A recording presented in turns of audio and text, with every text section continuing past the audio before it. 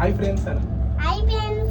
ఈ రోజు మనం లోడ్ షేర్ ట్రై చేద్దాం. ఓకేనా? మార్నింగ్ 8 o'clock కి మనమైతే లోడ్ షేర్ లో డ్యూటీ ఆన్ చేసినాం. కాకపోతే అది సెల్ఫీ వెరిఫికేషన్ అయిన తర్వాతనే డ్యూటీ ఆన్ అయింది. చూద్దాం ఆర్డర్లు పడతాయో లేవో. ఫస్ట్ ఆర్డర్ వచ్చేసి ఇన్స్టామార్ట్ నుంచి పడ్డది.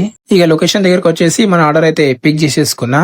సరే ఇక మనమైతే వెళ్ళిపోదాం డ్రాప్ లొకేషన్ దగ్గరికి. ఇక డ్రాప్ లొకేషన్ దగ్గరికి వచ్చేసి ఐటమ్ డెలివరీ చేసిన. మన డే 35 రూపాయలతో స్టార్ట్ అయింది. చూద్దాం ఎక్కడ ఎండ్ అవుతుందో. ఆ తర్వాత మళ్ళీ ఇన్స్టామార్ట్ నుంచి ఆర్డర్ పడి ఉండే.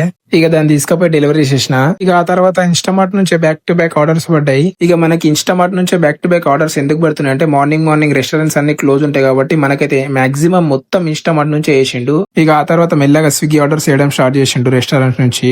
ఇక బిగ్ బాస్కెట్ నుంచి కూడా ఆర్డర్ పడి ఉండే. ఇక అన్ని ఆర్డర్లు వేస్తూనే ఉన్నాడు, మనం కూడా కుడుతూనే ఉన్నాం. లోడ్ షేర్ లో స్పెషాలిటీ ఏంటంటే దీంట్లో మనకి స్విగ్గీ నుంచి ఆర్డర్ పడుతుంది, జొమాటో నుంచి ఆర్డర్ పడుతుంది, బిగ్ బాస్కెట్ నుంచి ఆర్డర్ పడుతుంది, ఇన్స్టామార్ట్ నుంచి ఆర్డర్ పడుతుంది. ఇలా ఎన్నైతే యాప్స్ ఉన్నాయో మాక్సిమం అన్ని యాప్స్ నుంచి మనకైతే ఆర్డర్ అనేది పడుతుంది. కాకపోతే మనకి దీంట్లో మనం ఎంత ఎర్నింగ్ చేస్తే అంతే మనీ వస్తాయి. ఇన్సెంటివ్ ఏం ఉండదు.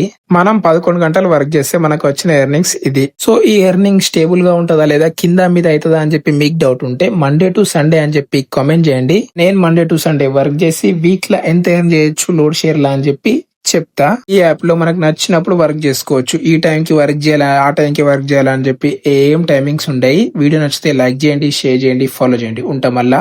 బాయ్.